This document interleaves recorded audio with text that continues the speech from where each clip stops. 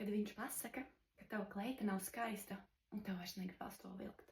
Uzvelc kleitu, tu jūties labi, un tu vērsies pret savu partneri un pajautā, kā es izskatos. Un viņš pasaka, man kaut kā nepatīk, kā viņa tev izskatās, tas nav tavs stils. Un tu to kleitu vairs nevelc. Ne jau tāpēc, ka kleita nav skaista, bet tāpēc, ka viņa vārdi pārspēja tavu sajūtu. Tevī radās šī sajūta, ka es šajā kleitā neesmu skaista. Un tas tevi lēnām padara tādu neredzamu, pat sev pašai. Bet ir tik skaisti dzīvot, ka tu pati sev esi autoritāte. Tu izvēlies, ko valkāt, kas patīk tieši tev. Un tev nav jājautā un jāatskaitās kādam citam. Kad tev vairs nav jājautā atļauj būt sev. Jo taču gribās pajautāt un pārliecināties, vai es esmu es. Un pat, ja kāds nesaprot, tu zini, ka tev nevajag pielāgoties, lai būtu pieņemts.